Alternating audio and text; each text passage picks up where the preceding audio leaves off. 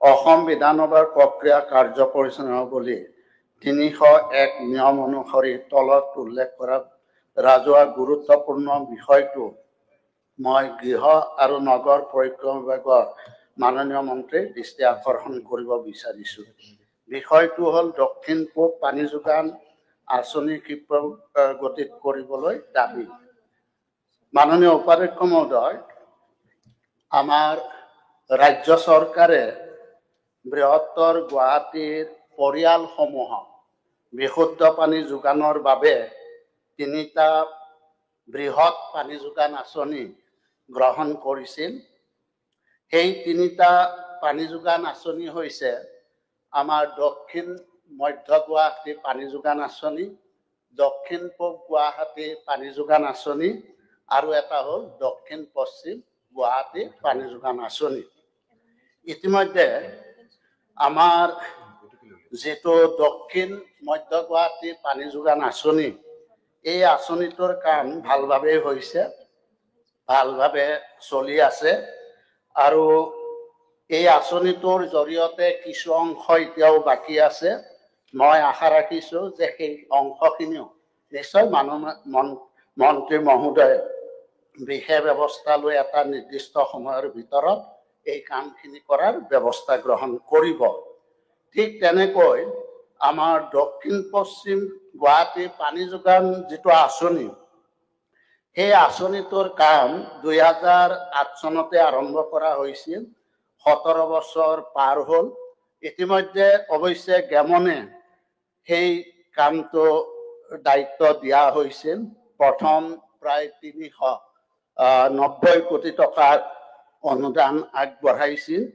কিন্তু পৰৱৰ্তী সময়ত মাননীয় মুখ্যমন্ত্ৰীৰ হস্তক্ষেপত আমাৰ গেমনক অব্যাহতি দি L&Tক এই দায়িত্ব দিয়া হৈছে। ইতিমধ্যে L&Tয়ে এই কাম হাতত লৈছে, কিন্তু মই আশা ৰাখিছোঁ যে দক্ষিণ পশ্চিম যেটো পানী যোগান আঁচনি, ইতিমধ্যে মাননীয় মুখ্যমন্ত্ৰীয়ে বোধহয় ২৮৩ কোটি টকা এটা অতিৰিক্ত পুঁজি আগবঢ়াইছে। মই মাননীয় মন্ত্ৰীক এটা কথা অনুৰোধ কৰিব বিচাৰিছোঁ যে L&Tক দিয়াৰ পিছত এই কামটো ক্ষীপ্ৰতাৰে আগবাঢ়িছে যদিও কিছু অসুবিধাৰো সৃষ্টি হৈছে। সেই অসুবিধাটো হৈছে যে নেশ্যনেল হাইৱেৰ NOC লাগে। গতিকে ইতিমধ্যে আমাৰ জল বৰ্ডে আবেদনো কৰিছে। যদি মাননীয় মন্ত্ৰী মহোদয়ে এই ক্ষেত্ৰত যদি অলপ যোগাযোগ কৰি NOC যদি তৎকালীনভাৱে ওলাব পাৰে, তেতিয়াহ'লে কামটো ক্ষীপ্ৰগতিত আৰম্ভ হ'ব। আৰু এই পানী যোগান আঁচনি আমাৰ জালুকবাৰীৰ পৰা গড়চুকৰ পৰা ফটাশিল আৰু লগতে পাহাৰ অঞ্চল, অৱশ্যে আজাৰালৈকে বিস্তৃত, সেইখিনিৰ সমস্যা হোৱা নাই। বাকী এইখিনিৰ এটা ডাঙৰ সমস্যা হৈছে যে আমাৰ যেটো জালুকবাৰীৰ পৰা গড়চুক হৈ গণেশপাৰা, ইতিমধ্যে ডিলিমিটেশ্যনত এইটো জালুকবাৰী সমষ্টিটো অন্তৰ্ভুক্ত হৈছে আৰু চেণ্ট্ৰেল গুৱাহাটী যেটো মোৰ সমষ্টি বৰ্তমান, সেইটোত আকৌ আমাৰ যেটো শান্তিপুৰ, দুৰ্গা সৰোবৰ বা পাহাৰ অঞ্চল, এই অঞ্চলখিনিৰ কাম যেইভাৱে হ'ব লাগিছিল হোৱা নাই। মই আশা ৰাখিছোঁ যে এই কামখিনি কৰাৰ ক্ষেত্ৰত যদি মাননীয় মন্ত্ৰীয়ে এটা ভালভাৱে যদি নিৰীক্ষণ কৰে, কামখিনি কৰাৰ ক্ষেত্ৰত যদি L&Tক অলপ প্ৰেছাৰ দিয়ে, তেতিয়াহ'লে মই ভাবোঁ যে এই কামখিনিও নিশ্চয় সোনকালে হ'ব। আৰু বিশেষভাৱে এটা অসুবিধা হৈছে যে যি ৩টা বৃহৎ প্ৰকল্পৰ কাম চলি আছে, এই প্ৰকল্পকেইটাৰ যিবিলাক পথেৰে আমাৰ গাঁত খান্দি আমাৰ যিবিলাক পাইপ পুতি থকা হৈছে, সেইখিনি যিখিনি ৰাস্তাৰ কাম, সেই ৰাস্তাৰ কামখিনি মানে সামূহিকভাৱে কৰা হৈছে। গাঁতখিনি পুতিছে, আমি আগতে এই ৰাস্তাবিলাক আমি মাননীয় মুখ্যমন্ত্ৰীয়ে আমাক টকা দিছিল, তেনেধৰণে আমি সুন্দৰভাৱে ৰাস্তাবিলাক কৰিছিলোঁ। কিন্তু যিভাৱে ৰাস্তাখিনি পুনৰ নিৰ্মাণ কৰিব লাগে, তেনেধৰণে পুনৰ নিৰ্মাণ কৰা হোৱা নাই। গতিকে মই ভাবোঁ যে এই ৰাস্তাৰ কামখিনি যদি গড়কাপ্তানি বিভাগক দায়িত্ব দিয়া হয়, যদি গড়কাপ্তানি বিভাগে পুনৰ মেৰামতিৰ ক্ষেত্ৰত যদি ব্যৱস্থা লয়, তেতিয়াহ'লে ৰাস্তাখিনি আগৰ নিচিনা অৱস্থালৈকে আহিব আৰু তেতিয়া সেই ৰাস্তাখিনি যাতায়াতৰ যথেষ্টখিনি সুচল হ'ব। ঠিক তেনেকৈ আমাৰ যিটো দক্ষিণ পূব পানী যোগান আঁচনি, এইটো ইতিমধ্যে বাতৰি কাকততো প্ৰকাশ কৰিছে যে দক্ষিণ পূব যিটো পানী যোগান আঁচনি, এইটো এডিবিয়ে এইটো কাম ফাণ্ডিংটো এডিবিয়ে কৰিছিল, কিন্তু যিমানখিনি পুঁজি দিছিল মই জনাত পুঁজিখিনি শেষ হৈছে। এতিয়া বোধহয় এনডিবিৰ লগত এটা বোধহয় আলোচনা হৈছে, বোধহয় এগ্ৰিমেণ্টটো হৈছে। এইটো 2013 চনতেই এইটো আৰম্ভ হৈছিল। গতিকে ইয়াত ৰাইজে ইতিমধ্যে অসন্তুষ্টিও প্ৰকাশ কৰিছে। গতিকে মই ভাবো যে দক্ষিণ পূব পানী যোগান আঁচনিৰ কামটো যাতে যদি এনডিবিৰ লগত যদি বুজাবুজি হৈছে বা তেনেধৰণে ফাণ্ড দিয়াৰ ব্যৱস্থা লৈছে, তৎকালীনভাৱে সেইখিনি কৰাৰ ক্ষেত্ৰত যাতে ব্যৱস্থা লয়, তাৰ বাবে মই বিশেষভাৱে অনুৰোধ ৰাখিছো। আৰু এই কামখিনি যাতে এটা নিৰ্দিষ্ট সময়ৰ ভিতৰত, মই আশা ৰাখিছো যে এটা আপোনালোকে এণ্ডিং এটা সময় বান্ধি দিয়ক, সময়সীমা এটা বান্ধি দিয়ক যে অহা ডিচেম্বৰৰ ভিতৰত যাতে এই কামখিনি সম্পূৰ্ণ কৰিব পাৰে। যদি আমাৰ লাচিত বৰফুকনে এটা নিশাৰ ভিতৰতেই যদি মোমাইকটা গড় নিৰ্মাণ কৰিব পাৰে, মই এটা নিশাৰ ভিতৰত কৰিব দিয়া নাই। মই মাননীয় মন্ত্ৰী মহোদয়ক অহা ডিচেম্বৰৰ ভিতৰত যাতে এই কামখিনি সম্পূৰ্ণ কৰিব পাৰে তাৰ বাবে ব্যৱস্থা লবৰ কাৰণে অনুৰোধ জনাইছো। মই জানো আমাক নতুনকৈ মাননীয় মন্ত্ৰীক দায়িত্ব দিছে, দক্ষ মন্ত্ৰী। গতিকে দক্ষ মন্ত্ৰী হিচাপে কথাৰে নহয়, যাতে কামেৰে তেওঁৰ দক্ষতাটো প্ৰকাশ কৰে, তাৰ ৰাইজে যাতে তেওঁৰ দক্ষতাটো স্বীকাৰ কৰি লয়, তাৰ কাৰণে ডিচেম্বৰৰ ভিতৰত এই পানী যোগান আঁচনিৰ কাম সম্পূৰ্ণ কৰিবৰ কাৰণে মই অনুৰোধ জনাইছো। মাননীয় উপাধ্যক্ষ মহোদয়, সন্মানীয় বিধায়ক অমেন্দ্ৰ নাৰায়ণ কলিতা দেৱে 301-ৰ জৰিয়তে যিটো প্ৰশ্ন আনিছে যে গুৱাহাটী মহানগৰ পানী যোগানৰ ইয়াত দুটা চেক্টৰৰ কথা কৈছে, এটা দক্ষিণ পশ্চিম আৰু এটা দক্ষিণ পূব গুৱাহাটী। দক্ষিণ পশ্চিম গুৱাহাটী যিটো পানী যোগান আঁচনি আছিল, সেইটো 107 MLD 107 MLD দক্ষিণ পশ্চিম গুৱাহাটী পানী যোগান আঁচনিটো 2008 চনত JNNU RMৰ ভিতৰত জৱাহৰলাল নেহেৰু গ্ৰাম্য নগৰ অভিযানৰ জৰিয়তে এই কামটো আৰম্ভ কৰা হৈছিলে। আৰু এইটো 2008 চনৰ পিছত 11 চনৰ পৰা তাৰ কাম আৰম্ভ হৈছিলে। সেই সময়ত এই গোটেই কামটো গেমনক দিয়া হৈছিলে আৰু 30,000 পৰিয়ালক পানী যোগান দিবৰ কাৰণে এই আঁচনিটো কৰা হৈছিলে। কিন্তু দুৰ্ভাগ্যবশতঃ গেমনৰ কামৰ অত্যন্ত লেহেমীয়া গতি বা কাম একেবাৰে কৰিব নোৱাৰাৰ কাৰণে আমাৰ চৰকাৰ অহাৰ পিছত মুখ্যমন্ত্ৰী ডাঙৰীয়াই 2022 চনত তেওঁলোকক কামৰ পৰা আঁতৰাই এতিয়া নতুনকৈ LNT আৰু DK এছ'চিয়েট দুটা নতুন পাৰ্টিক দিয়া হৈছে। আৰু ইয়াৰ জৰিয়তে কামাখ্যা অঞ্চলৰ যিটো এৰিয়া আছে সেই এৰিয়াত এতিয়াও 1500 মানুহে পানী পাই আছে, 1500 ফেমিলিয়ে পানী পাই আছে, 30,000 পৰিয়ালে পানী পোৱাৰ কথা আছিল। আৰু LNTৰ যিটো পাৰ্ট আছিলে সেইটো 24,000 পৰিয়ালৰ পানী দিয়াৰ কাৰণে, আৰু DK এছ'চিয়েটৰ পাৰ্টটোৰ পৰা 6,000 পৰিয়ালৰ পানী দিয়াৰ ব্যৱস্থা আছিল। তাৰে 1500 পৰিয়ালে পাই আছে। আৰু এই 24,000 পৰিয়ালৰ যিটো LNTয়ে কৰি আছে কাম মোটামুটিকৈ ভাল গতিতে চলি আছে। নেশ্যনেল হাইৱে ইত্যাদিৰ লগত যিখিনি অসুবিধা আছে আমি সেইবিলাকো যোগাযোগ কৰি আছো।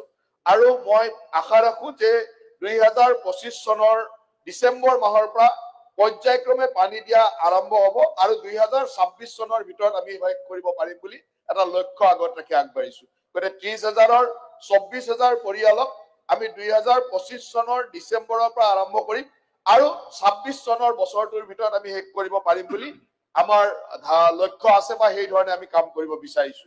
আৰু কামাখ্যা বা এই অঞ্চলৰ যিটো আছিলে তাত 1500 মানুহে পানী পাই আছে।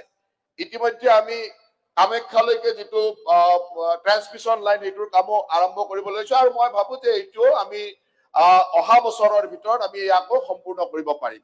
ঠিক তেনেদৰে আমাৰ যিটো দক্ষিণ পূব পানী যোগান আঁচনি আছিলে, এই দক্ষিণ পূব পানী যোগান আঁচনিটো টোটেল 67,325টা পৰিয়ালক পানীত দিবৰ কাৰণে ইয়াক কাম আৰম্ভ কৰা হৈছিল আৰু এইটো প্ৰথমতে এডিবিৰ পৰা কৰা হৈছিল। এডিবিৰ যেতিয়া কাম কৰা হৈছিল তাত আমি প্ৰথম 2013 চনৰ পৰা কাম আৰম্ভ হৈছিল, যদিও 11ত কামবিলাক হৈছিল, কিন্তু 13ৰ পৰা কাম আৰম্ভ হৈছিল। কিন্তু তাৰ যিটো প্ৰতিষ্ঠান আছিল তাতো সেই IVRCL নামৰ এটা প্ৰতিষ্ঠানৰ মানদণ্ড বা কামৰ খুব খেলিমেলি হোৱাৰ কাৰণে তেওঁলোকক 2015 চনত তেওঁলোকক অব্যাহতি দিয়া হয়। তাৰপিছত শিৱম প্ৰাইভেট লিমিটেডক দিয়া হয় আৰু তেওঁলোকৰ জৰিয়তে প্ৰায় 37 কোটি টকাৰ মূল পৰিবাহী পাইপলাইন আৰু অন্যান্য তিনিটা টিপি তিনিটা জেগাত বিশেষকৈ ৰিজাৰ্ভাৰ নৰ্থ জ্যোতিনগৰ, গোপালনগৰ আৰু কেন্দুগুৰি এই ৰিজাৰ্ভাৰ কেইটাৰ কাম সম্পূৰ্ণ হৈছে আৰু বাকি যিখিনি কাম আছে এতিয়া আমি নতুনকৈ এনডিবিৰ পৰা আমি চুক্তি স্বাক্ষৰ কৰি বা এনডিবিৰ কামখিনি আগবাঢ়ি গৈ আছে আৰু মই ভাবো যে এনডিবিৰ যিখিনি আছে এনডিবিৰ পৰা আমি 882.67 কোটি টকা ঋণ হিচাপে লৈ দক্ষিণ পূব গুৱাহাটী পানী যোগান আঁচনিটো সম্পূৰ্ণ কৰাৰ লক্ষ্য ৰখা হৈছে আৰু দ্বিতীয় পৰ্যায়ত এই কামসমূহ এতিয়া যেটা প্ৰথম পৰ্যায়ৰ কাম ইতিমধ্যে শেষ হ'ল, সেইখিনিত মাত্ৰ 3টা ৰিজাৰ্ভাৰ হৈছে আৰু অকমান লাইন আৰু ৰাস্তাৰ কিছু কাম হৈছিলে। বাকিখিনি কাম আমি এনডিবিৰ লগত ইতিমধ্যে যেহেতু এনডিবিৰ লগত আমাৰ চুক্তি স্বাক্ষৰিত হৈছে, গতিকে মই ভাবো যে ফাৰ্ষ্ট কোৱাৰ্টাৰতে এনডিবিৰ কামখিনি হয়। ছেকেণ্ড কোৱাৰ্টাৰৰ পিছত মানে আমি ধৰি লৈছো যে আগষ্ট মাহৰ পিছৰ পৰা এনডিবিৰ কাম কন্ট্ৰেক্টৰ পৰ্যায়লৈ যাব, টেণ্ডাৰ হ'ব, কন্ট্ৰেক্টৰ পৰ্যায়লৈকে কামখিনি আগবাঢ়িব। ঠিক তেনেদৰে গুৱাহাটী যিটো মধ্য সেইটোৰ কাম খুব সুন্দৰভাৱে চলি আছে। তাত কিছু ব্যৱস্থা আপোনালোকেও দেখিছে যে কেতিয়াবা কৰবাত পাইপলাইন ফুটিছে বা কিবা ধৰণৰ এনেকুৱা কিছুমান কাম হৈছিলে, যিটো আগৰ কন্ট্ৰেক্টৰে কৰি যোৱা বহুত খেলিমেলিৰ কাৰণে আমি তাক এতিয়ালৈকে সঠিক পৰ্যায়লৈ আনিব পৰা নাই। কিন্তু আমি IIT গুৱাহাটীৰ পৰা তেওঁলোকৰ যিখিনি পৰামৰ্শ আছিল সেই পৰামৰ্শ মতে আমি কাম আৰম্ভ কৰিছো। ইতিমধ্যে আপোনালোকে গম পাব যে আমি ট্ৰান্সমিশ্যন লাইনত আমি ৰবটিক সাৰ্ভে পৰ্যন্ত আৰম্ভ কৰিছো, যে ৰবটিক সাৰ্ভে কৰি আমি ক'ত ক'ত জইনত খেলিমেলি আছে, ক'ত কেনেকুৱা ধৰণৰ লিকেজ হ'ব পাৰে, ক'ত মানে জইনিং হোল বিলাকত ওয়েল্ডিং কম আছিল বা তেনেকুৱা ধৰণৰ ৰিপৰ্ট বিলাকো আনিছো। যোৱা প্ৰথম পৰ্যায়ৰ আমাৰ ৰবটিক সাৰ্ভে হৈ গ'ল, এতিয়ালৈকে 12টা তেনেকুৱা জইন ধৰা পৰিছে, যে য'ত উইক আছে সেইখিনি আমি এতিয়া ৰিপেয়াৰিং কৰিব দিছো। স্যাৰ এই ডিপাৰ্টমেন্টটো ফেল মাৰিছে স্যাৰ, এই ডিপাৰ্টমেন্টে পানী দিবৰ কাৰণে এই ডিপাৰ্টমেন্টে লুটৰাজ কৰি হেড কৰি দিলে স্যাৰ। এই পিএইচডি ডিপাৰ্টমেন্টে লুটৰাজ কৰি হেড কৰি দিলে স্যাৰ। অনকে এনে গায় আছে, মই মুখ্যমন্ত্ৰী মহোদয় অনুৰোধ জনাই এই ডিপাৰ্টমেন্টৰ এনকুৱাৰী দিব লাগে sir. Nothing will go on record. এই ডিপাৰ্টমেন্টৰ এনকুৱাৰী দিব লাগে। Nothing will go on record. গোটে পইচা খাই হেড কৰিলে ডিপাৰ্টমেন্টে পানী চানি নাই। Please. এই পিএইচডি ডিপাৰ্টমেন্টৰ লুটমাৰৰ ডিপাৰ্টমেন্ট, লুটমাৰৰ ডিপাৰ্টমেন্ট নহয় স্যাৰ। আপুনি জানে ৰোল জানে মই সিএম ডাঙৰীয়া সিএম ডাঙৰীয়া অখিল মুখ্যমন্ত্ৰী ডাঙৰীয়া আহিব তদন্ত দিয়ক। Please sit down. এই PhD department Nothing will go on record. Department গোটে পইচা খাই হেড কৰি দিলে। গোটে জল জীৱন মিছনৰ Nothing পইচা will go on খাই record. অখিল গগৈ কোনো এটা ৱৰ্ড আমাৰ নাযাব। মাননীয় বিধায়ক অখিল ডাঙৰীয়া বিভাগৰ সম্পৰ্কে জ্ঞান নাই। মই উত্তৰ দি আছো গুৱাহাটী ডেভেলপমেন্টৰ, মই দহুৱাৰ উত্তৰ দি আৰে আছো। সবতে দহুৱাটো আৰু আপোনালোকৰ পিএইচডিটো বিভাগীয় জ্ঞানটো লৈ লওক। Akhil Gogoi please sit down. এটা খতম। Please sit down. এই একেটা কথাকে এনে বহুত প্লিজ দীঘল সিট ডাউন। মিনিমাম জ্ঞান টাউনৰ পানীবিলাকতো একেটাই। Please sit down. এটা আপোনাৰ টপিক নহয়, কেলে মাজত চলি আছে দহুৱাটো একেটাই। ওলালে। You also bring another question. Department খাই হেড কৰি দিলে। এই Question number ডিপাৰ্টমেন্ট 301 মাননীয় উপাধ্যক্ষ মহোদয়, এইটো এই দহুৱা আৰু PhD please sit down, otherwise I will suspend you.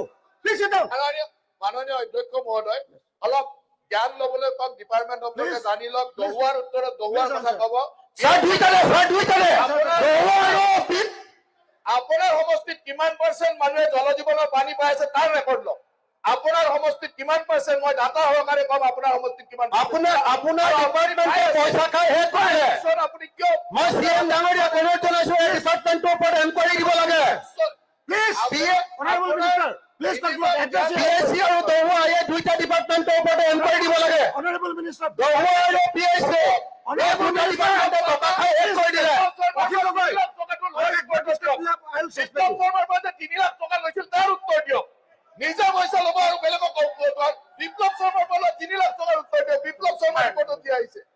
Honorable Minister, Honorable Minister, Honorable Minister. নিজৰ সংযমতা Address the chair.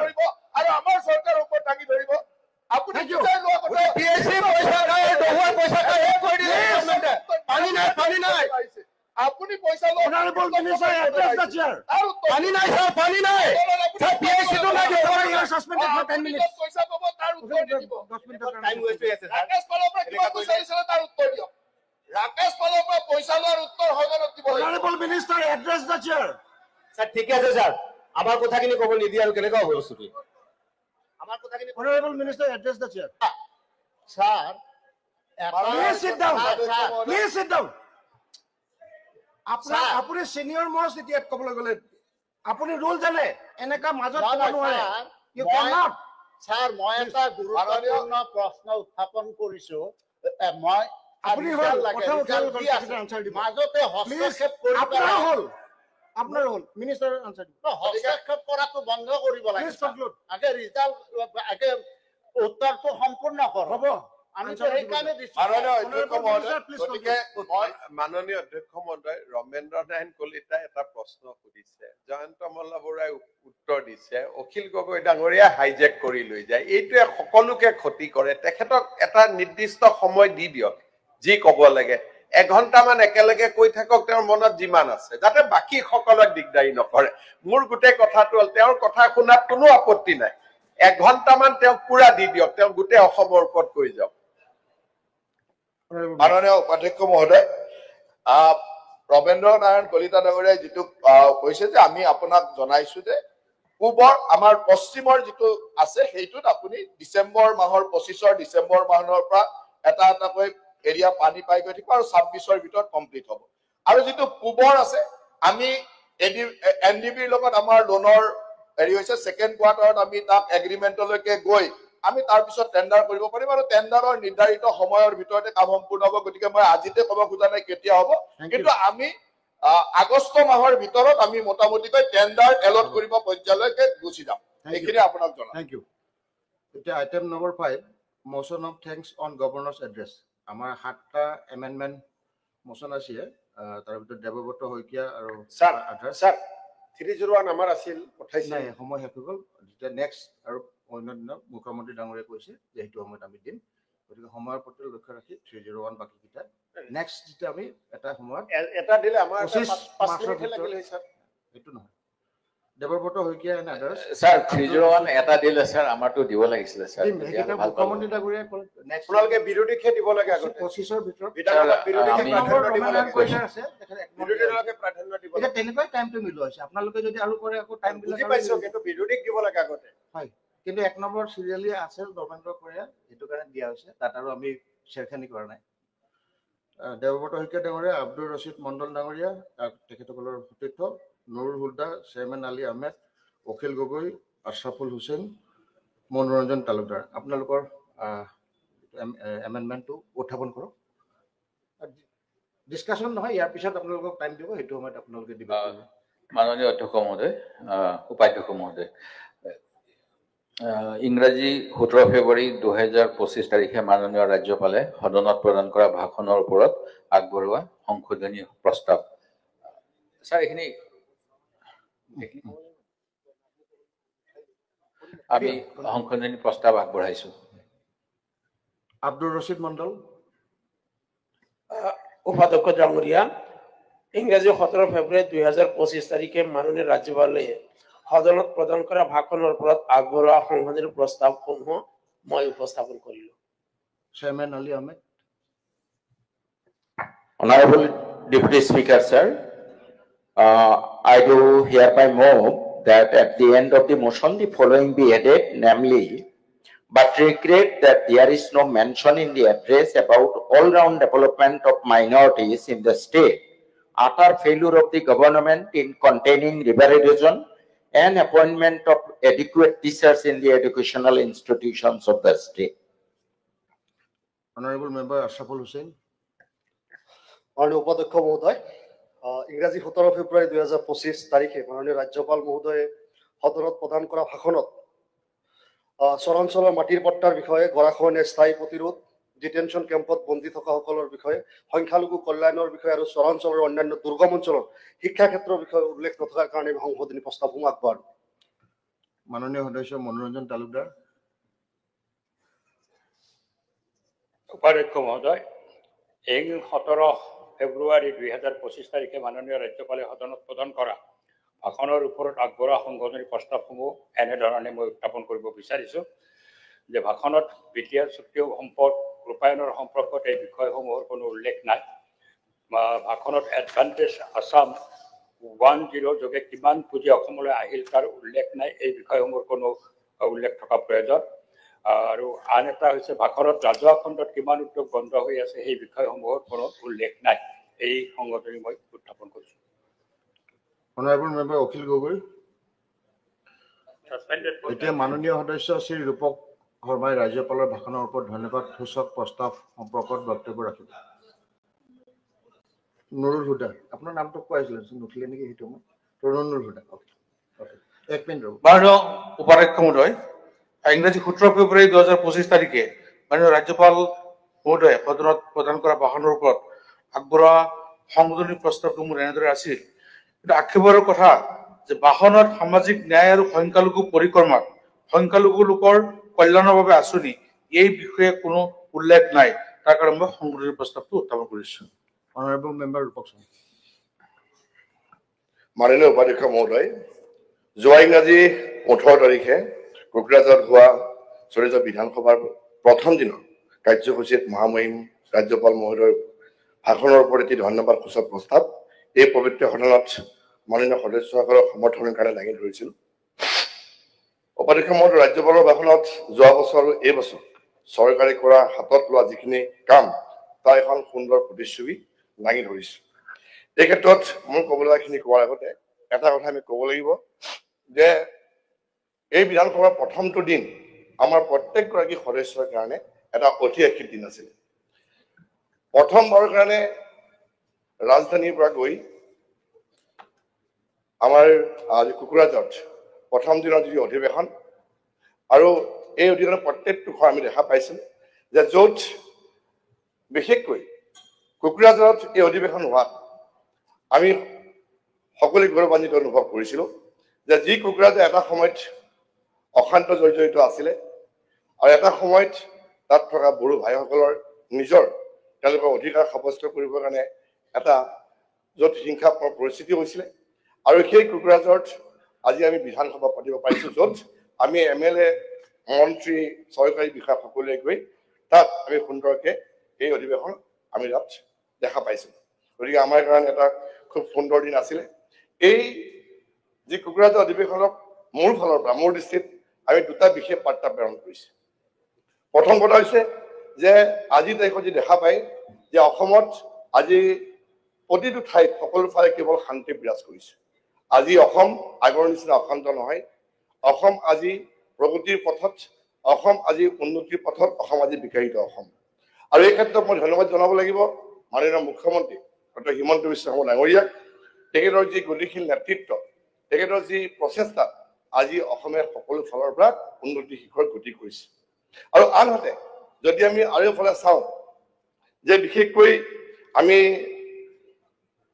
এই কোকৰাঝাৰ অধিৱেশনত আমি আৰু এটা বস্তু দেখা পালো যে য'ত আমাৰ চৰকাৰখনে ৰাজ্যৰ সকলো প্ৰান্তৰ সম উন্নয়নৰ লগতে জাতি জনগোষ্ঠীসমূহৰ মাজত গণতান্ত্ৰিক যি প্ৰমূল্যবোধ তাক প্ৰতিষ্ঠা কৰিবৰ কাৰণে চেষ্টা অব্যাহত ৰাখিছে। উপাধ্যক্ষ মহোদয়, আমি যেতিয়া এই 6 শিডিউল যিবোৰ ঠাই আছে, কাৰ্বি আংলঙে হওক, ডিমা হাছাওৱে হওক বা BTID হওক, এই প্ৰতিটো ঠাইত আজিৰ তাৰিখত যি ধৰণে উন্নয়ন হৈছে অসমৰ লগতে প্ৰতিখন ঠাইত আমি দেখা পাইছো যে এই ঠাইসমূহ এতিয়া পৰ্যটকৰ আকৰ্ষণৰ স্থলীলৈ পৰ্যবেক্ষিত হৈছে। মাননীয় উপাধ্যক্ষ মহোদয়, এতিয়া আমি যি ৰাজ্যপালৰ ভাষণ তালৈ আমি আহিছো। ৰাজ্যপালৰ ভাষণ মোৰ দৃষ্টিত যিখিনি আমি পঢ়িলো তাত কেৱল এটা এক আংশিকহে। চাব গ'লে বহুখিনি কাম যোৱা সময়ছোৱাত হৈছে আৰু এই সময়ছোৱাৰ ভিতৰত প্ৰত্যেকটো বিভাগ আমি যদি চাওঁ, লোক নিৰ্মাণ বিভাগে হওক, জলসম্পদে হওক, স্বাস্থ্য পৰিয়াল কল্যাণে হওক, শিক্ষাই হওক, কৃষিয়ে হওক বা জলসিঞ্চনে হওক, জনস্বাস্থ্য কাৰিকৰী হওক, ওমেন এণ্ড চাইল্ড ডেভেলপমেণ্টে হওক, প্ৰতিটো বিভাগত কাম কৰা এটা সুন্দৰ পৰিৱেশ যাৰ দ্বাৰা দেখা পাইছে যে লোক নিৰ্মাণ বিভাগৰ যি আন্তঃগাঁথনি অসমত আজি ৰাস্তা ঘাটৰ ক্ষেত্ৰত ৰাইজৰ সমস্যাসমূহ দূৰ হৈছে। অসমমানৰ নিচিনা যি এক অভিলাষী আঁচনিৰ যোগেদি আজি বহুখিনি ক্ষেত্ৰত আজি সুন্দৰ সুন্দৰ ৰাস্তা নিৰ্মাণ কৰি আজি ৰাইজৰ যাতায়াতৰ সুবিধা হৈছে। আজি যদি চাওঁ যে জলসম্পদ মন্ত্ৰীৰ প্ৰচেষ্টাত আজি যি বানপানীৰ কবলত পৰা অসম আজি অসমত বহুখিনি ক্ষেত্ৰত এই বিভিন্ন ধৰণৰ মাথৰি নিৰ্মাণেই হওক বা এই ক্ষেত্ৰত আজি বানপানীৰ ক্ষেত্ৰত আমি কিছু স্বস্তিৰ নিশ্বাস পেলাবলৈ সক্ষম হৈছোঁ। উপাধ্যক্ষ মহোদয়, অকল চৰকাৰী বিভাগেই নহয়, অসমৰ ঐতিহ্য পৰম্পৰা কলা কৃষ্টিসমূহ সুৰক্ষা আৰু উন্নয়নৰ ক্ষেত্ৰত অসম চৰকাৰখনে প্ৰচেষ্টা অব্যাহত ৰাখিছে। আমি যদি চাওঁ যে মাননীয় প্ৰধানমন্ত্ৰী নৰেন্দ্ৰ মোদী ডাঙৰীয়াৰ সদিচ্ছা লগতে আমাৰ জনপ্ৰিয় মুখ্যমন্ত্ৰী ডক্টৰ হিমন্ত বিশ্ব শৰ্মা ডাঙৰীয়াৰ আজি গোটেইখিনি নেতৃত্বত আজি অসম এখন আগশাৰী ৰাজ্যলৈ আজি পৰিলক্ষিত হৈছে আৰু এটাৰ পিছত এটা বৃহৎ বৃহৎ ঐতিহাসিক কাম সম্পূৰ্ণ হৈছে। আজি যদি প্ৰথমতে চাওঁ যে এক ঔদ্যোগিক বিপ্লৱৰ দিশত অসম, এফালে যদি চাওঁ যে ছেমি কণ্ডাক্টৰ ইণ্ডাষ্ট্ৰীৰ যোগেদি গুজৰাট বা মহাৰাষ্ট্ৰৰ দৰে অসম এখন ঔদ্যোগিক ৰাজ্য হিচাপে দ্ৰুতগতিত উত্থান হ'বলৈ ধৰিছে। আৰু আনহাতে আমি অহা 25 আৰু 26 তাৰিখে অসমত হ'বলগীয়া যি এডভান্টেজ আছাম 2.0 যাৰ যোগেদি আমি আশা কৰিছোঁ যে অসমে বিশ্বব্যাপী বিনিয়োগকাৰীক আকৰ্ষণ কৰিবলৈ যি প্ৰচেষ্টা লৈছে সঁচাকৈ আকৰ্ষণীয় হ'ব। আৰু আমি বিভিন্ন ধৰণে এই যি এডভান্টেজ আছামৰ যোগেদি আজি অসম বিভিন্ন ক্ষেত্ৰত উদ্যোগীসকলে ইয়াত তেওঁলোকৰ যি ইনভেষ্টমেণ্ট কৰাৰ কাৰণে এটা সুন্দৰ পৰিৱেশ হ'ব আৰু ঔদ্যোগিক ক্ষেত্ৰখন আজি অসম আগুৱাই যাব। আজি এই চৰকাৰখনে কম সময়ৰ ভিতৰত প্ৰতিশ্ৰুতি দিছিলে 1 লাখ চাকৰি দিয়া, কিন্তু আজি এই চাকৰি আজি 1.5 লাখৰ ওচৰত চুবলৈ গৈছে। আৰু এই চাকৰিৰ ক্ষেত্ৰত যি নিকাভাৱে নিযুক্তি প্ৰক্ৰিয়া হৈছে আমি সকলোৱে দেখা পাইছোঁ। কিন্তু ইয়াৰ যদি আগৰ সমস্যাই চাওঁ, আজি বিপ্লৱ শৰ্মাৰ প্ৰতিবেদন আজি এই বিধানসভাত দাখিল কৰিছে। এই বিধানসভাত যি বিপ্লৱ শৰ্মাৰ আজি প্ৰতিবেদন আমি দেখা পাইছোঁ, পৃষ্ঠাই পৃষ্ঠাই কাৰ নাম সন্নিৱিষ্ট হৈছে, কোন চৰকাৰৰ দিনত আজি চাকৰিৰ ক্ষেত্ৰত কেৱল দুৰ্নীতি হৈছিলে তাৰ প্ৰতিবেদন আমি দেখা পাইছোঁ। আৰু ইয়াৰ বিভিন্ন ধৰণে উদাহৰণ দেখা পাইছোঁ যে বিভিন্ন ধৰণৰ APSC কেলেংকাৰীত হৈ জেলৰ ভিতৰত বিভিন্ন ব্যক্তি সোমাই পৰিছিলে। গতিকে আজি অন্ততঃ এই 4টা বছৰত কোনো এজন ব্যক্তিয়ে ক'ব নোৱাৰে যে ক'ৰবাত নে ক'ৰবাত এটা চাকৰি ক'ৰবাত পিছ দৰেদি বা ৰাজনৈতিক হস্তক্ষেপত কোনোবাই পাবলৈ সক্ষম হৈছে। উপাধ্যক্ষ মহোদয়, আজি এই এডভান্টেজ আছামৰ যোগেদি আমি আশা কৰিছোঁ যিধৰণে মুখ্যমন্ত্ৰী ডক্টৰ হিমন্ত বিশ্ব শৰ্মা ডাঙৰীয়া লগতে আমাৰ কেবিনেটৰ অন্যান্য মন্ত্ৰীসকলে কেইবাখনো হাই প্ৰফাইল যি ৰোড শ্ব' কৰিলে আন্তঃৰাষ্ট্ৰীয় পৰ্যায়ত, যাৰ দ্বাৰা আজি দক্ষিণ কোৰিয়া হওক, জাপান, UAE, ব্ৰিটেইন, থাইলেণ্ড এই বিভিন্ন ঠাইৰ পৰা আজি তেওঁলোকৰ যিখিনি উদ্যোগপতি বা যিখিনি আমাক ইয়াত বিনিয়োগ কৰিব তেওঁলোকে আহিব। আৰু লগতে আমাৰ ভাৰতৰ প্ৰধানমন্ত্ৰী, আমাৰ কেইবাগৰাকী কেবিনেট মন্ত্ৰী হওক বা ভাৰতবৰ্ষৰ যিখিনি আমাৰ উদ্যোগপতি আছে তেওঁলোকে আহি অসমত তেওঁলোকৰ এটা এক পৰিৱেশ হ'ব। উপাধ্যক্ষ মহোদয়, আমি আৰু এটা কথা ক'ব বিচাৰিছোঁ যে আমি বিশেষভাৱে যদি ইণ্ডাষ্ট্ৰী বুলি কওঁ, অসমত প্ৰথম ইণ্ডাষ্ট্ৰী হৈছে চাহ উদ্যোগ, প্ৰথম উদ্যোগ বুলি কোৱা। আৰু এই চাহ উদ্যোগত বিশেষভাৱে আমাৰ যিখিনি যুৱক যুৱতীসকল আছে বা চাহ বাগানীসকলৰ ঝুমুৰ নৃত্য হৈছে এক বিশেষভাৱে সকলো এটা আদৰৰ আৰু গৌৰৱৰ। আৰু এই ঝুমুৰ নৃত্যত অহা 24 তাৰিখে সৰুসজাই আমাৰ খেলপথাৰত 8,000 তেওঁলোকৰ এই যি চাহ বাগানৰ আমাৰ যুৱক যুৱতীসকলৰ দ্বাৰা তাত পৰিৱেশিত হ'ব। আৰু আশা কৰিছোঁ যে যি ধৰণে বিহুক বিশ্ব দৰবাৰত প্ৰতিষ্ঠা কৰিবৰ কাৰণে 11,000তকৈ বেছি যুৱক যুৱতীৰ যোগেদি বিহুক আমি Guinness book of world record কৰা হৈছিলে। আৰু সেই একেধৰণে আমি এই ঝুমুৰ নৃত্যকো আমি আশা কৰিছোঁ যে বিশ্ব দৰবাৰত প্ৰতিষ্ঠিত হ'ব আৰু আমি সকলোৱে সেই দিনটোলৈ বাট চাই আছোঁ। উপাধ্যক্ষ মহোদয়, আৰু এটা অত্যন্ত আমাৰ কাৰণে 2024 আৰু 25 বৰ্ষটো অসমৰ বাবে এক ঐতিহাসিক সময় হিচাপে পৰিগণিত হৈছে। কাৰণ ধ্ৰুপদী ভাষা হিচাপে অসমীয়াৰ স্বীকৃতি পালে আৰু এইটো আমাৰ প্ৰত্যেকগৰাকী অসমীয়াৰ কাৰণে এটা আনন্দৰ ক্ষণ। যেতিয়াই এই ধ্ৰুপদী ভাষাক যেতিয়া অসমীয়া ভাষা ধ্ৰুপদী ভাষা হিচাপে স্বীকৃতি পালে অসমৰ চুকে কোণে প্ৰত্যেকগৰাকী ব্যক্তিয়ে এক আনন্দ উৎসৱ উদযাপন কৰিছিলে। কাৰণ এটা সময় যি সময়ত অসমীয়া ভাষাক লৈ পেলাই বহুতে চিন্তা কৰিছিলে যে ভাষাটো আমাৰ নাইকিয়া হ'ব নেকি। আজি এইখন চৰকাৰে কেৱল আজি অসমীয়াৰ জোফৰি ভাষা বুলিয়ে নহয়, অসমীয়া ভাষাক স্কুলৰ ৮ম শ্ৰেণীলৈকে বাধ্যতামূলক কৰাৰ ক্ষেত্ৰত চৰকাৰী ভাষাত অসমীয়া ভাষাত বিভিন্ন ধৰণৰ ব্যৱহাৰৰ কাৰণে চৰকাৰে প্ৰচেষ্টা হাতত লৈছে। গতিকে অকল এই নহয় যে আমি প্ৰত্যেক ক্ষেত্ৰত দেখা পাইছে যে চৰাইদেউ মৈদামক ইউনেস্কোৰ বিশ্ব ঐতিহ্য ক্ষেত্ৰ হিচাপে আজি চিহ্নিত হয়। একেধৰণে যদি চাই যে মাধৱদেৱৰ জন্মস্থান লখিমপুৰ জিলাৰ নাৰায়ণপুৰ এক সামাজিক সাংস্কৃতিক আৰু পৰ্যটকৰ আকৰ্ষণৰ স্থলী হিচাপে এতিয়া বিবেচিত হৈছে। আজি মই য'ত থাকো ওচৰতে আমাৰ গুৰুজনৰ জন্মস্থান বটদ্ৰৱা থান, শ্ৰীমন্ত শংকৰদেৱৰ জন্মস্থান। আজি এই বটদ্ৰৱাত ১৮৬ কোটি টকা ব্যয়েৰে এটি বৃহৎ প্ৰকল্প নিৰ্মাণ হৈছে। অতি কম দিনৰ ভিতৰতে এই প্ৰকল্প শুভোদ্বোধন হ'ব। তালৈ যেতিয়া যাব তাত গম পাব যে কি এটা সুন্দৰ পৰিৱেশ।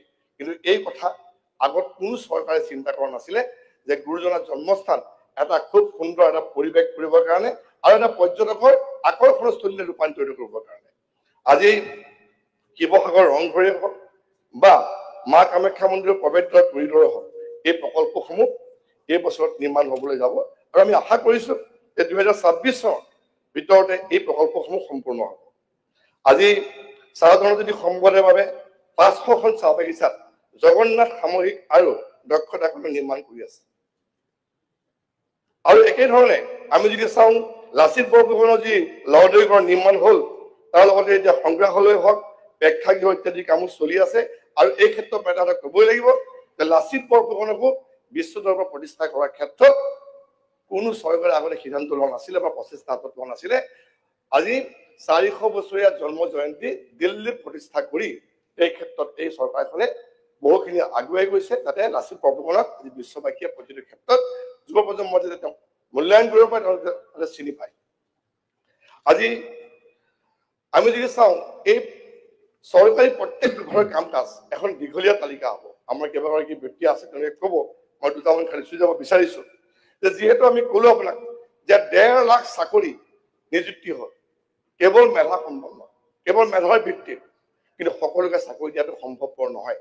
যাৰ কাৰণে মাননীয় মুখ্যমন্ত্ৰী মহোদয়ে প্ৰচেষ্টা হাতত লৈছে উদ্যোগীকৰণ কৰি আমি নিবনুৱা সংস্থাপিত কৰিবৰ কাৰণে। কিন্তু তাৰ বাহিৰে আজি মুখ্যমন্ত্ৰীৰ উদ্যমিতা আঁচনি CM3 যোগেদি আমি সৰু সৰু ব্যৱসায় যোগেদি আমাৰ যাতে যুৱক যুৱতী যাতে সংস্থাপিত কৰিব পাৰি, ক'ৰবাত এখন মুৰ্গী ফাৰ্মে হওক, ক'ৰবাত এখন চাহ দোকানে হওক, ক'ৰবাত এখন বিউটি পাৰ্লাৰে হওক, তাৰ কাৰণে ২ লাখ টকা যুৱক যুৱতীসকলক দিয়াৰ কাৰণে প্ৰচেষ্টা হাতত লৈছে, যাতে স্বাৱলম্বী হ'ব পাৰে। আজি যদি আমি চাওঁ যে অৰুণোদয় আঁচনি, যিখন আঁচনি ভাৰতবৰ্ষৰ ভিতৰতে অত্যন্ত এখন খুব সুন্দৰ আঁচনি, য'ত এই আঁচনিখন বেলেগ ৰাজ্য আজি অনুসৰণ কৰিছে। আগতে ২৪ লাখ মহিলা এই আঁচনি অন্তৰ্ভুক্ত হৈছে। আগন্তুক সময়ত প্ৰায় ৩৭ লাখলৈকে এই আঁচনি আমাৰ মহিলাসকল অন্তৰ্ভুক্তি হ'ব, য'ত মাহে মাহে তেওঁলোকৰ মেডিচিনে হওক, নিত্য ব্যৱহাৰ্য সামগ্ৰীৰ কাৰণে হওক ১,২৫০ টকা তেওঁলোকে পাবলৈ সক্ষম হ'ব। অসমখনৰ প্ৰত্যেকটো সমষ্টি যাতে সম উন্নয়ন হয়, সকলো ফালৰ পৰা যাতে বিকাশ হয়, তাৰ কাৰণে আন এটা গুৰুত্বপূৰ্ণ পদক্ষেপ হৈছে সমজিলা। সমজিলা তাৰমানে প্ৰত্যেকটো সমষ্টি সম অধিকাৰ, আৰু এই প্ৰচেষ্টা হাতত লৈছে যাতে আমাৰ অসমখন যাতে সমানে আগুৱাই যাব পাৰে। মিছন বসুন্ধৰাৰ নিচিনা এটা অভিলাষী আঁচনি, য'ত উপাধ্যক্ষ মহোদয় আমি দেখা পাইছো যে নিজৰ মাটি এই অধিকাৰ সাব্যস্ত কৰিবৰ কাৰণে বিভিন্ন সময়ত ব্যক্তিসকলে চাৰ্কুল অফিচত যোৱা বা বিভিন্ন সময়ত যেতিয়া যায়, কিছুমান ক্ষেত্ৰত তেওঁলোকে অকণমান অসুবিধা হৈছিল। এতিয়া ঘৰত বহি বসুন্ধৰা যোগেদি নিজৰ মাটি নিজৰ নামলৈ আনিবলৈ সক্ষম হৈছে, য'ত বসুন্ধৰা 3.0 এতিয়া আৰু 3.1 প্ৰথমতে 1 2 এতিয়া 3.0 এতিয়া বৃহৎ সংখ্যক মানুহে নিজৰ নামত এই মাটিসমূহ কৰিবৰ কাৰণে সম্ভৱপৰ হৈছে। আজি চাওক বিভিন্ন ক্ষেত্ৰত ব্যক্তিসকলৰ যি ব্যক্তিক্ৰমী অৱদান, এই অৱদানক সন্মান জনাই অসম চৰকাৰে অসামৰিক বঁটা ঘোষণা কৰিছে। অসম বৈভৱ, অসম সৌৰভ, অসম গৌৰৱৰ নিচিনা বঁটাই আজি কাম কৰিবৰ কাৰণে এই ব্যক্তিসকলক অনুপ্ৰাণিত কৰিছে। আজি অসমৰ আমি যেতিয়া ৬ বিহু, এই বিহু পাতিবৰ কাৰণে হওক বা ৰাসৰ কাৰণে হওক বা দুৰ্গা পূজাই হওক এই অনুষ্ঠানসমূহ পাতিবৰ কাৰণে চৰকাৰে এককালীন সাহায্য য'ত বিহু সমিতিসমূহ 1.5 লাখ টকাকৈ ৰাস সমিতিসমূহ 25,000 টকাকৈ দুৰ্গা পূজাত 10,000 টকাকৈ এককালীন সাহায্য আগবঢ়াইছে যাতে আমাৰ বিভিন্ন ধৰণৰ আমাৰ যিখিনি সাংস্কৃতিক বা আমাৰ যিখিনি আমাৰ এই ধৰণৰ আজি খেল মহাৰণ সাংস্কৃতিক মহাসংঘ উপাধ্যক্ষ মহোদয় আমাৰ বহু প্ৰতিভা আছে যিসমূহ প্ৰতিভাই স্থান নাপায় খেলো ইণ্ডিয়াৰ যোগেদি আমি হিমা দাস পালো লাভলীনা বুঢ়াগোহাঁই পালো আজি খেল মহাৰণৰ যোগেদি অসমৰ চুকে কোণে লুকাই থকা যিবিলাক প্ৰতিভা যোনে এখন মঞ্চ পোৱা নাছিলে যাৰ কাৰণে তেওঁলোকৰ এই প্ৰতিভা বিকাশত সুবিধা নাছিলে আজি মুখ্যমন্ত্ৰী মহোদয়ৰ প্ৰচেষ্টাত খেল মহাৰণৰ যোগেদি এই প্ৰতিভাসমূহ উলিয়াই অনাত সক্ষম হৈছে দ্বিতীয়তে খেল মহাসংগ্ৰাম আমাৰ যি সাংস্কৃতিক মহাসংগ্ৰাম একেই কথা যিবিলাক সাংস্কৃতিক প্ৰতিভা আছে তেওঁলোকৰ কাৰণে এখন মঞ্চ হৈছে সাংস্কৃতিক মহাসংগ্ৰাম উপাধ্যক্ষ মহোদয় মই দীঘলীয়া বক্তব্য নাৰাখো মই মোৰ ঠাইলৈ আহো আজি নগাঁৱত অলপ আগতে আমাৰ দোহাৰ বিষয়ে ক'লে সন্মানীয় আমাৰ এগৰাকী বিধায়ক অখিল ডাঙৰীয়া দোহাৰ যোগেদি কিমান কাম হৈছে এটা উদাহৰণ আপোনাক মই দিব বিচাৰিছো আজি নগাঁৱত দোহাৰ যোগেদি ভূপেন হাজৰিকা কলাক্ষেত্ৰ নিৰ্মাণ হৈ আছে দোহাৰ যোগেদি কলঙৰ দুই কাষে আমাৰ সুন্দৰ নিৰ্মাণ কৰাৰ ব্যৱস্থা কৰা হৈছে মৰি কলঙৰ নিচিনা এখন মৰা বিলৰ আমি সৌন্দৰ্য বৰ্ধন কৰিছো দোহাৰ যোগেদি সুইমিং পুল নিৰ্মাণ হৈ আছে দোহাৰ যোগেদি এবাৰ যি নগাঁৱত চাই এইসমূহ কেৱল দোহাৰ যোগেদি নিৰ্মাণ হৈ আছে আজি চাই অমৃত আঁচনিৰ যোগেদি প্ৰতিখন চহৰে নগাঁও হওক শিলচৰ হওক ডিব্ৰুগড় হওক ঘৰে ঘৰে বিশুদ্ধ খোৱা পানী পোৱাৰ ব্যৱস্থা হৈছে কাৰণ চহৰত নাছিলে আজি গুৱাহাটীতো সেই পানীৰ ব্যৱস্থা আজি তাৰিখত চৰকাৰে কৰিব হৈছে গতিকে মই এইখিনি কথা আপোনাক ক'লো আপোনাৰ বিভিন্ন ধৰণে এইখিনি সুযোগ দিয়াৰ বাবে মই ধন্যবাদ জনাই মোৰ বক্তব্য ইমানতে সামৰি ধন্যবাদ ধন্যবাদ উপাধ্যক্ষ মহোদয় যোৱা 17 ফেব্ৰুৱাৰী তাৰিখে বিটিআৰ এছেম্বলিত অসম বিধানসভাৰ বাজেট অধিৱেশনত অসমৰ মহামহিম ৰাজ্যপালৰ বক্তব্যৰ ভাষণৰ ওপৰত মাননীয় সদস্য ৰূপক শৰ্মাই আগবঢ়োৱা কৃতজ্ঞতা সূচক এই প্ৰস্তাৱৰ সমৰ্থনত মই কিছু কথা ক'ব বিচাৰিছোঁ মই গৌৰৱ অনুভৱ কৰিছোঁ যে এই ঐতিহাসিক ক্ষণৰ কাৰণে আমি 126 গৰাকী বিধায়ক বা সাক্ষী হৈ ৰ'লো আমি উজনি অসমৰ পৰা আহোঁ আৰু উজনি অসমৰ বিগত দিনবিলাকত আমি যেতিয়া প্ৰচাৰ মাধ্যমত গম পাইছোঁ যে বড়োলেণ্ড বিটিআৰ এনেকুৱা এটা জেগাত যেন যাব নোৱাৰি কিন্তু যোৱা 17 তাৰিখে এইটো প্ৰমাণ হ'ল যে মাননীয় অধ্যক্ষ ডাঙৰীয়াৰ নেতৃত্বত আৰু মাননীয় মুখ্যমন্ত্ৰী ডক্টৰ হিমন্ত বিশ্ব শৰ্মা ডাঙৰীয়াৰ পৰিকল্পনাৰ পৰামৰ্শ মৰ্মে শান্তি প্ৰগতি আৰু সমন্বয়ৰ বাৰ্তা লৈ আমি 126টা বিধানসভা সমষ্টিৰ বিধায়ককে ধৰি সকলো বিষয়া কৰ্মচাৰী একেলগে আমি যাত্ৰা কৰি এনে এটা বাৰ্তা দিয়া হ'ল যি বাৰ্তাই সমগ্ৰ অসমত আজি চৰ্চাৰ বিষয় হৈছে আমাৰ উজনি অসমৰ পৰাও এনেকৈ বহুত টেলিফোন আহিছে যে যেতিয়া যোৱাৰ আগত যে বড়োলেণ্ড এনেকুৱা একেলগে গৈ আছে এনেকৈ এটা কথা কিন্তু আমি তাত গৈ যিখিনি আদৰ অভ্যৰ্থনা পালোঁ তাৰ কাৰণে মই বিটিআৰ প্ৰশাসনক প্ৰথমে ধন্যবাদ জনাইছোঁ কৃতজ্ঞতা জনাইছোঁ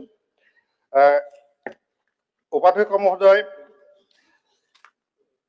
মহামহিম ৰাজ্যপালৰ ভাষণত বহু উন্নয়নমূলক কথা আৰু উল্লেখ হ'ব লাগিছিল হোৱা নাই যিহেতু বহুত দীঘলীয়া হ'ব কিন্তু তথাপি মই ভাবোঁ মাননীয় মুখ্যমন্ত্ৰী ডক্টৰ হিমন্ত বিশ্ব শৰ্মা ডাঙৰীয়াই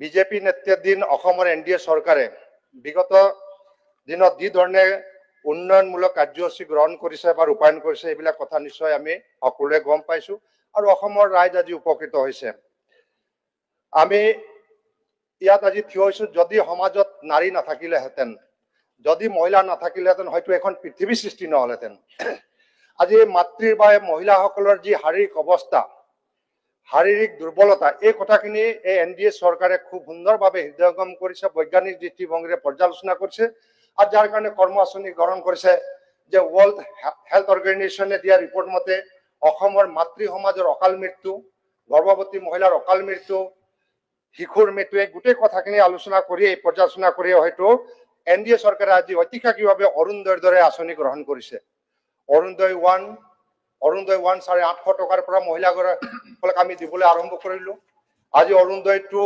অৰুণোদয়টোত ইতিমধ্যে 1250 টকা দিয়াৰ কাৰণে মুখ্যমন্ত্ৰী ডাঙৰীয়াই পদক্ষেপ গ্ৰহণ কৰিছে। আৰু এই 1250 টকা কি হিতানুত পাব, এই কি হিতানুত পাব, এই কথাবিলাক তেওঁলোকে জনা নাই, কিন্তু আমি জনাব লাগিব। আজি গভৰ্ণৰৰ বক্তব্যত এই গোটেই কথাখিনি ওলাইছে যে আমি অসমত প্ৰায় 37 লাখ মহিলাক আমি 1250 টকাকে আমি এটা আৰ্থিক সাহায্য আগবঢ়াম বা বঢ়াই আছে। তাত মাহজাতীয় শস্য কিনিবৰ কাৰণে, চেনি কিনিবৰ কাৰণে, অত্যাৱশ্যকীয় ফল মূল কিনিবৰ কাৰণে, শাক পাচলি কিনিবৰ কাৰণে, ঔষধ কিনিবৰ কাৰণে এইকেইটা হিতানত খৰচ কৰিবৰ বাবে এই দুখীয়া নিচলা মহিলাগৰাকীক এইধৰণে আৰ্থিক অনুদান আগবঢ়োৱা হৈছে। তাৰ কাৰণে মই মাননীয় মুখ্যমন্ত্ৰী ডাঙৰীয়াক ধন্যবাদ জনাইছো। মাতৃৰ প্ৰতি সমৰ্পিত, সমাজৰ প্ৰতি দায়বদ্ধতাৰে এক উত্তম নিদৰ্শন। সভাপতি মহোদয়, আমি জানো যে অসমত আমি যেতিয়া এক্সচেঞ্জৰ আমি যিবিলাক ৰিপৰ্ট লওঁ, নিবনুৱাসকলৰ ৰেজিষ্ট্ৰেশ্যন যদি আমি লওঁ, তেতিয়াহ'লে বহুত লক্ষ লক্ষ নিবনুৱাৰ নাম তাত সোমাই আছে। এই অসম চৰকাৰে সিদ্ধান্ত লৈ 1 লাখ চাকৰি দিয়া হ'ব, ইতিমধ্যে দিছে, 1 লাখ পাৰ হৈছে। কিন্তু 1 লাখ চাকৰি দিলে জানো নিবনুৱা সমস্যা সমাধান হ'ব? মুখ্যমন্ত্ৰী ডাঙৰীয়াই ইতিমধ্যে উদ্যোগ বিভাগৰ জৰিয়তে শিক্ষিত আৰু অশিক্ষিত নিবনুৱাসকলক পৰোক্ষ আৰু প্ৰত্যক্ষভাৱে সংস্থাপন দিবৰ কাৰণে উদ্যোগ বিভাগক ইতিমধ্যে কৰ্মআঁচনি গ্ৰহণ কৰিবলৈ দায়িত্ব দিছে। আৰু তাৰ উদাহৰণ হিচাপে আমি প্ৰথমেই আমি যদি CM ত্ৰিপুলে মুখ্যমন্ত্ৰী আত্মনিৰ্ভৰ অসম অভিযানৰ যদি কথা কওঁ, ইতিমধ্যে কথাৰে নহয় বন্ধু, কামেৰে পৰিচয় মুখ্যমন্ত্ৰী হিমন্ত বিশ্ব শৰ্মা ডাঙৰীয়াই প্ৰমাণ কৰি দেখাইছে যে প্ৰথম পৰ্যায়ত ইতিমধ্যে প্ৰত্যেক সমষ্টিত বিশেষ আমি প্ৰায় 234 গৰাকীকে আমি শিক্ষিত নিবনুৱাক 1 লাখ টকাকে আমি চেক দিবলৈ সমৰ্থ হলো। আৰু ইতিমধ্যে প্ৰায় 600, 650, 700 আকৌ আবেদন কৰিছে। তাৰ প্ৰক্ৰিয়া চলি আছে। এই প্ৰক্ৰিয়া শেষ হোৱাৰ পিছতে আমি এই আঁচনিৰ জৰিয়তে প্ৰথম পৰ্যায়তে 1 লাখকে পাব। যি 1 লাখ টকা যদি ভালকে নিবনুৱাগৰাকী যদি ব্যৱহাৰ কৰে, ইণ্ডাষ্ট্ৰি ডিপাৰ্টমেণ্ট অবজাৰভেশ্যন যদি ভাল ব্যৱসায় কৰিছে, তেতিয়াহ'লে তেওঁ পৰৱৰ্তী সময়ৰ কাৰণে আৰু 1 লাখ টকাৰ কথা দিছে। যিটো পৰৱৰ্তী 1 লাখ টকা দিব, এই 1 লাখ টকাত তেওঁলোকে সুদবিহীনভাৱে ঘূৰাব লাগিব আৰু গভৰ্ণমেণ্টে ঠিক কৰিব যে বেংকক কিমান ইনষ্টলমেণ্ট দিব লাগিব।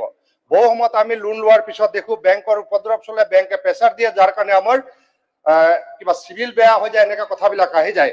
গতিকে মুখ্যমন্ত্ৰী আত্মনিৰ্ভৰ অসম অভিযানৰ জৰিয়তে প্ৰায় 25,000 নিবনুৱাক এইধৰণে সহায় কৰাৰ কাৰণে আগবাঢ়িছে। তাৰ কাৰণে মই ধন্যবাদ জনাইছো। এই কথা মহামহিম ৰাজ্যপালে খুব ধুনীয়াকৈ উল্লেখ কৰিছে। এডভান্টেজ আসাম 2.0, এডভান্টেজ আসাম যদিও যোৱা গভৰ্ণমেণ্টত আমি এডভান্টেজ আসাম আৰম্ভ কৰিছিলো, তাত বুনিয়াদী কথাবিলাক আলোচনা হৈছিলে, আমিও তাত অংশগ্ৰহণ কৰিছিলো। দেশ বিদেশৰ বহু উদ্যোগপতি, ৰাষ্ট্ৰপ্ৰধানসকল আহিছিলে। তাৰে প্ৰেৰণাৰ পৰা এইবাৰ মাননীয় মুখ্যমন্ত্ৰী হিমন্ত বিশ্ব শৰ্মা ডাঙৰীয়া আৰু উদ্যোগ মন্ত্ৰী বিমল বৰা ডাঙৰীয়া ইয়াক ব্যাপক আৰু বিস্তীৰ্ণ ৰূপত ইয়াক অনুষ্ঠিত কৰিবৰ কাৰণে বিশ্বৰ বিভিন্ন ৰাষ্ট্ৰবিলাকত ইতিমধ্যে গৈছে। ৰাষ্ট্ৰবিলাকত গৈ ৰাষ্ট্ৰপ্ৰধানসকলক নিমন্ত্ৰণ জনাইছে, উদ্যোগপতিসকলক নিমন্ত্ৰণ জনাইছে। আৰু অসমৰ নিবনুৱাসকলে কেনেকৈ আমি সংস্থাপন দিব পাৰো, তাৰ কাৰণে কি ধৰণে তেওঁলোকে বিনিয়োগ কৰিব পাৰে, কি ধৰণে সংস্থাপন দিব পাৰে, গোটেই কথাখিনি খুব বৈজ্ঞানিক দৃষ্টিভংগীৰে তেওঁলোকে আলোচনা কৰিছে। মই মুখ্যমন্ত্ৰী ডাঙৰীয়াক ধন্যবাদ জনাইছো যে আমি ইয়াৰ কাৰণে সাক্ষী হৈ ৰম যে এডভান্টেজ 2.0 আমি সকলোৱে আৰু কেইদিন পিছতে ইয়াত আমি অংশগ্ৰহণ কৰাৰ সুবিধা পাম। আৰু দেশ বিদেশৰ পৰা বিভিন্ন উদ্যোগপতিসকল আহিব। ইতিমধ্যে হাইড্ৰকাৰ্বনৰ ক্ষেত্ৰতে হওক, ছেমি কণ্ডাক্টৰৰ ক্ষেত্ৰতে হওক, পৰ্যটন উদ্যোগৰ ক্ষেত্ৰতে হওক, এনেকে ধৰি একদম মাইক্ৰৰ পৰা ডাঙৰ ইণ্ডাষ্ট্ৰীলৈকে আমি কেনেকে কৰি পাৰো, গোটেই কথাখিনি উদ্যোগ বিভাগৰ জৰিয়তে NDA চৰকাৰে খুব ধুনীয়াকৈ কৰ্মআঁচনি গ্ৰহণ কৰিছে। সভাপতি মহোদয়, আমি জানো যে অসম এখন কৃষি প্ৰধান ৰাজ্য, কিন্তু বতৰৰ বাবে হওক বা কিবা কাৰণতে হওক আমি পৰ্যাপ্ত কৃষি উৎপাদন কৰিব পৰা নাই। তথাপি আমাৰ দুখীয়া লোকসকলক যাতে ভোকত নাথাকে, দুবেলা দুমুঠি যাতে তেওঁ খাই থাকিব পাৰে, তাৰ কাৰণে প্ৰধানমন্ত্ৰী গৰীব কল্যাণ যোজনাৰ জৰিয়তে ৰাচন কাৰ্ড দিয়াৰ ব্যৱস্থা কৰা হৈছে। আৰু ইতিমধ্যে প্ৰায় 67 লাখ ৰাচন কাৰ্ড অসমত বিতৰণ কৰা হৈছে আৰু প্ৰায় 2.29 কোটি ব্যক্তি ইয়াৰ পৰা উপকৃত হৈছে। মই জানো 3.40 লাখ মান জনসাধাৰণ হ'ব। তাৰ ভিতৰত 2.29 কোটি ব্যক্তি ইতিমধ্যে 5 কেজিকে বিনামূলীয়া চাউল পাবলৈ সমৰ্থ হৈছে। এয়া নিশ্চয় দুখীয়াৰ প্ৰতি সমৰ্পিত আৰু মহানুভৱতাৰ এক নিদৰ্শন। মই তাৰ কাৰণে আমাৰ মুখ্যমন্ত্ৰী ডক্টৰ হিমন্ত বিশ্ব শৰ্মা ডাঙৰীয়াৰ এই ঐতিহাসিক কামৰ কাৰণে ৰাজ্যপাল ডাঙৰীয়াও উল্লেখ কৰাৰ কাৰণে ধন্যবাদ জনাইছো। ৰাচন কাৰ্ড পালে কি হ'ব?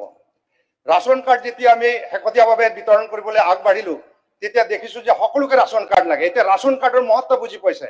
বহুতে কৈছে ৰাচন কাৰ্ডটো আমাক ৰাচন নহ'লেও কাৰ্ডটো লাগে, এনেকে এটা পৰিৱেশ আৰম্ভ হৈ গৈছে। এই ৰাচন কাৰ্ড ইতিমধ্যে যিসকলৰ ৰাচন কাৰ্ড থাকিব তেওঁলোকৰ ল'ৰা ছোৱালী ক্লাছ 1-ৰ পৰা কলেজলৈকে এডমিশ্যনটো ফ্ৰী পাব। ক্লাছ 1-ৰ পৰা কলেজলৈকে এডমিশ্যন ফ্ৰী পোৱাৰ এই বাৰ্তা পোৱাৰ লগে লগে আমি দেখিছো এতিয়া পুনৰ বিশেষকৈ আমাৰ চাহ বাগিচা অঞ্চলৰ বিদ্যালয়বিলাকত দেখিছো ল'ৰা ছোৱালীৰ সংখ্যা ইমান বাঢ়ি গৈছে যে আমি এইটো গৌৰৱ অনুভৱ কৰিছো। এইটো যদি 1947-ৰ পৰা হ'লহেঁতেন, 1950-ৰ পৰা যদি হ'লহেঁতেন তেতিয়াহ'লে হয়তো আজি IAS, IPS, UPSC পাছ কৰা ল'ৰা ছোৱালী চাহ জনগোষ্ঠীৰ পৰা চাৰি অসমত আজি আমি সৃষ্টি কৰিব পাৰিলোহেঁতেন। আৰু আজি ফ্ৰী এডমিশ্যন পোৱাৰ কাৰণে আমাৰ চাহ বাগিচাৰ বিশেষকৈ ল'ৰা ছোৱালীসকল যথেষ্ট উপকৃত হৈছে। CM আয়ুষ্মান মেডিকেল কাৰ্ড যিসকল বেনিফিচিয়াৰী হাতত যিসকল লোকৰ তাত ৰাচন কাৰ্ড আছে তেওঁলোকে মুখ্যমন্ত্ৰী আয়ুষ্মান কাৰ্ড মেডিকেল কাৰ্ড পাব, য'ত 5 লাখ টকা পাব। এই 5 লাখ টকা কি কি বেমাৰত তেওঁ উপকৃত হ'ব গোটেই কথাখিনি খুব ধুনীয়াকৈ লিখা আছে। প্ৰায় 12টা বেমাৰ আৰু সৰু সুৰা প্ৰায় 1200-1400 বেমাৰ এনেকে তাত উপকৃত হ'ব।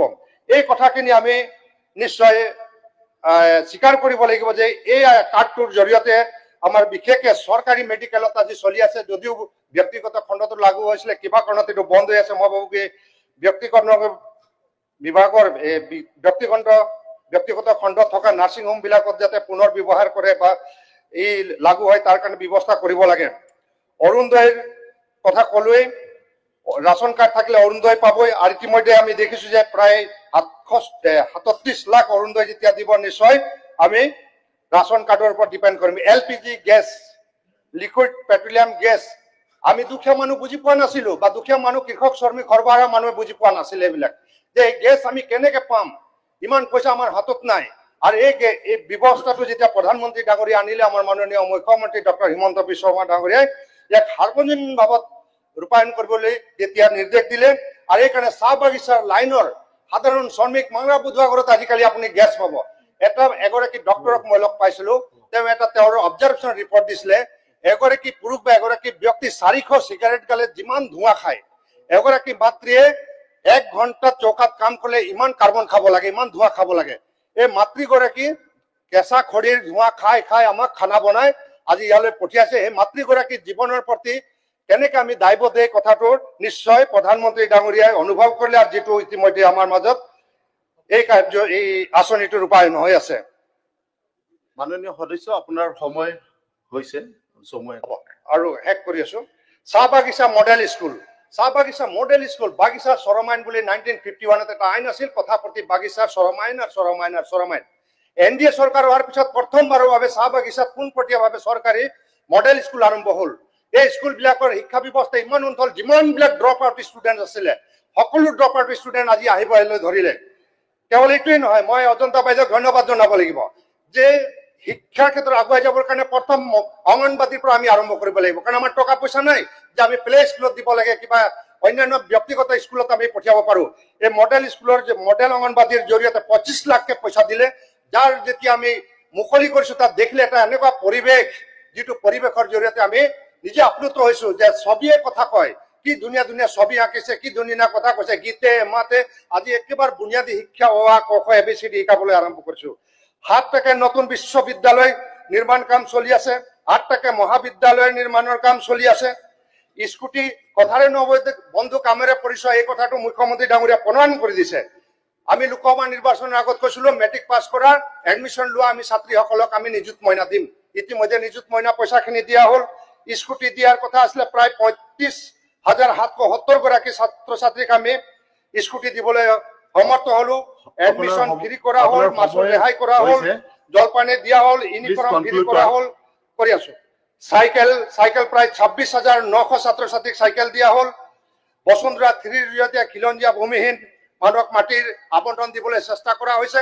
মই মাননীয় সদস্য ৰূপক শৰ্মা ডাঙৰীয়াই উত্থাপন কৰা এই কৃতজ্ঞতাসূচক প্ৰস্তাৱক মই পূৰ্ণ সমৰ্থন জনাই মই ভাবো সদনে নিশ্চয় স্বীকাৰ কৰিব এই ধৰণে কাম কৰি গলে এটা দীৰ্ঘম্যাদী আঁচনিলৈ মুখ্যমন্ত্ৰী ডাঙৰীয়া যিদিনা কাম কৰিছে সকলোৱে আহক আমি একেলগে সহযোগ কৰো আমি একেলগে কাম কৰো আৰু অসমক ভাৰতবৰ্ষৰ এখন অন্যতম 5খন ৰাজ্যৰ ভিতৰত যাতে ৰাজ্য প্ৰতিষ্ঠা কৰিব পাৰো তাৰ কাৰণে আমি চেষ্টা কৰিম সভাপতি মহোদয় এই বিষয়ত মোক ক'বলৈ দিয়াৰ কাৰণে মই পুনৰবাৰ ধন্যবাদ জনাই মোৰ ক'বলগীয়াখিনি সামৰণি মাৰিলো ধন্যবাদ মাননীয় এলপি দেৱব্ৰত শইকীয়া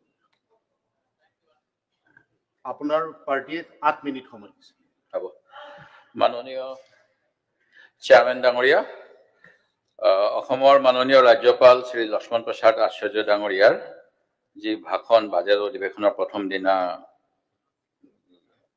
আমাৰ বিধানসভাত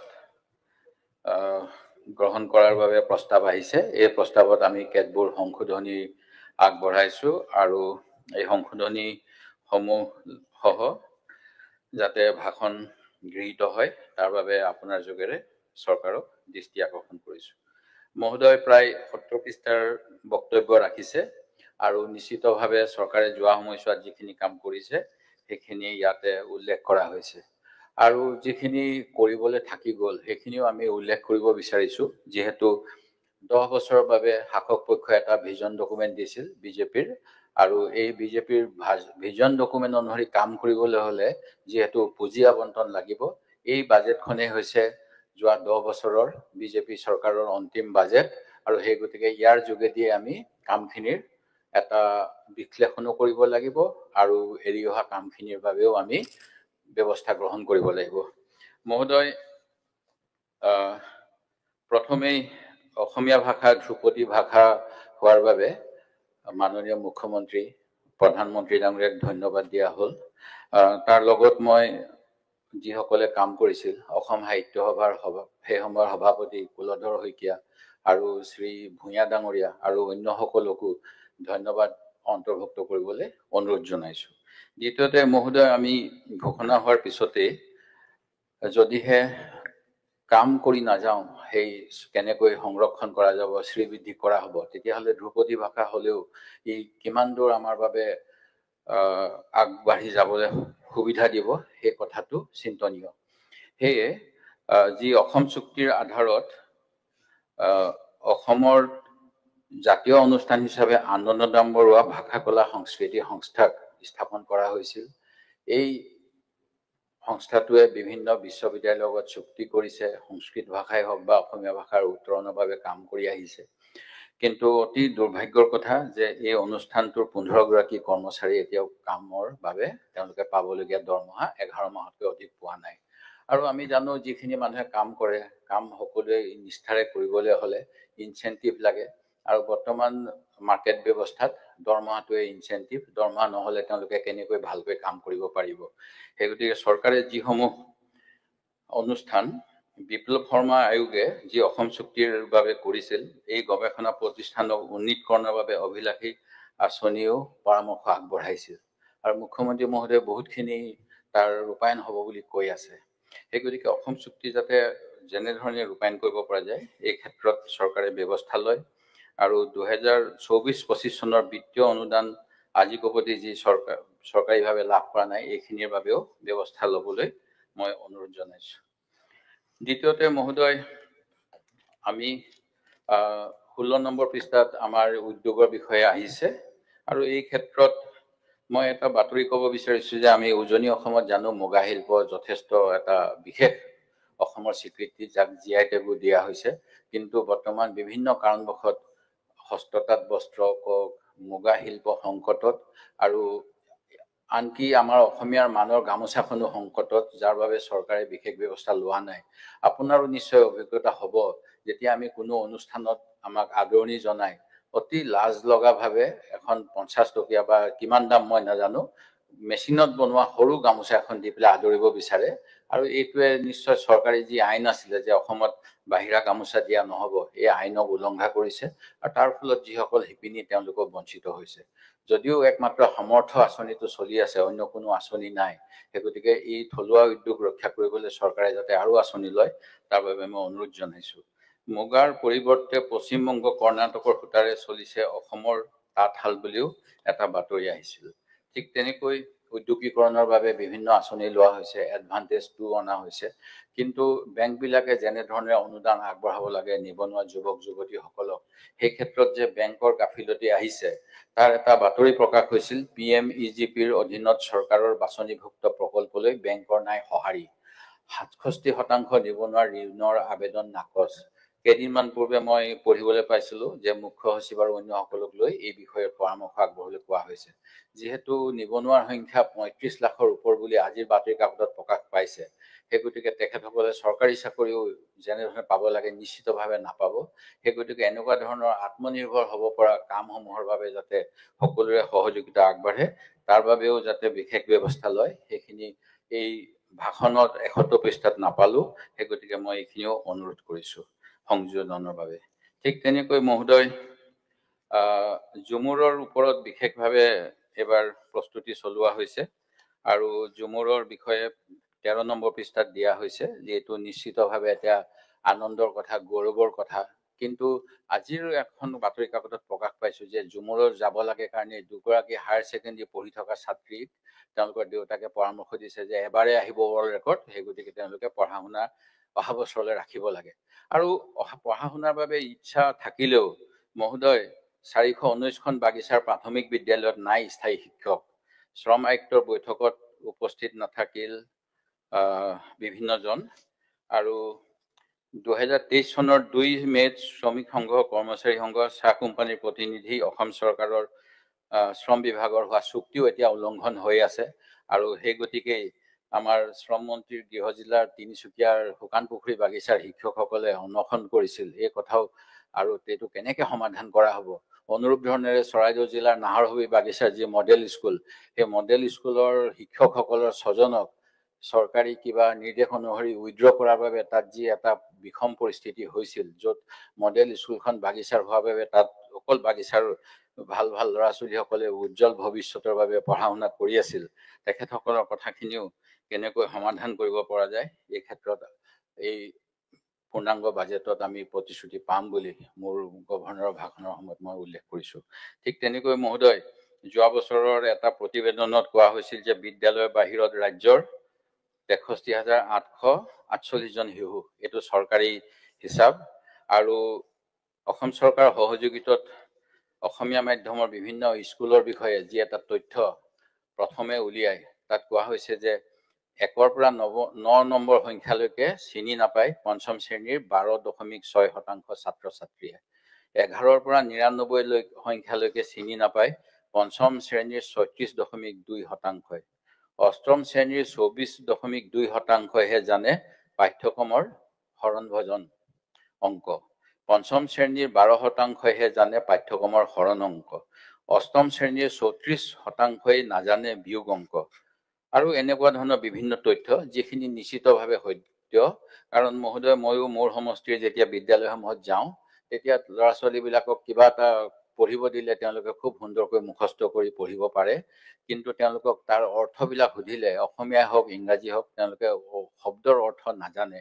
আৰু এনেকে ধৰণে তেওঁলোকে অকল পেৰটিং কৰি পঢ়া শুনা কৰিলে যে ভৱিষ্যত উজ্জ্বল নহ'ব, এই কথাটো তেওঁলোকে নিশ্চিতভাৱে উপলব্ধি কৰা উচিত আৰু চৰকাৰে ইয়াৰ বাবে পদক্ষেপ লোৱা উচিত। এই কথাখিনিও মই আহিব বুলি আশা কৰিছো। মহোদয়, অনুৰূপ ধৰণে আমাৰ এইবাৰ যি চৰকাৰী এটা ভাল আঁচনি পেডি প্ৰক্ৰিয়মেণ্ট, অৰ্থাৎ ধান ক্ৰয় কৰে, সৰিয়হ ক্ৰয় কৰিব, কিন্তু কেন্দ্ৰ চৰকাৰ দুটামান সংস্থাই পেডি প্ৰক্ৰিয়মেণ্ট কৰিব ইচ্ছা কৰা নাই, যাৰ ফলত পেডি প্ৰক্ৰিয়মেণ্ট চেণ্টাৰ কমি গৈছে। যিটো টাৰ্গেট, সেই টাৰ্গেট অনুসৰি ধান ক্ৰয় কৰিব পৰা নাই আৰু বহুত কৃষকে এতিয়াও ৰেজিষ্টাৰ কৰিব পৰা নাই। এই গোটেইবিলাক আহোৱা যদি দূৰ কৰাৰ বাবে পদক্ষেপ উল্লেখ থাকিলে হয়, তেতিয়াহ'লে নিশ্চিতভাৱে আৰু অধিক বাজেট ৰাজ্যপালৰ অভিভাষণত আমি চৰকাৰৰ কাম কাজৰ সমৰ্থন কৰিব পৰাকৈ আভাস পালো হয়। মহোদয়, আপোনাৰ সময় হৈছে। হয়, অকণমান ল'ম আৰু মোৰ বন্ধুসকলৰ পৰা অলপমান কাটি দিব পাৰিব 1 মিনিট।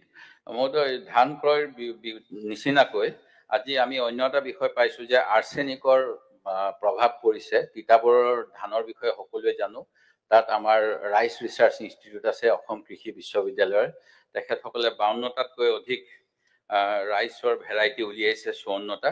আৰু 2017 চনতেই যোৰহাট মেডিকেল কলেজৰ ফালৰ পৰা সেই অঞ্চলৰ অসমখন তৃতীয় ৰাজ্য য'ত আৰ্ছেনিক আছে বুলি কোৱা হৈছে ভাৰতবৰ্ষৰ ভিতৰত আটাইতকৈ বেছি।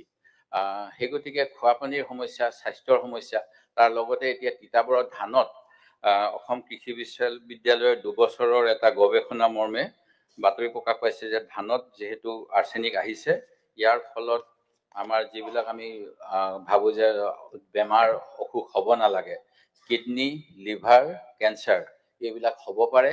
আৰু এইবিলাক হ'লে মানে আয়ুষ্মান কাৰ্ডখনৰ যে কাম নকৰে আমি সেই কথা সকলোৱে উপলব্ধি কৰোঁ। সেই গতিকে এইবিলাক কেনেকৈ প্ৰতিৰোধ কৰিব পৰা যায়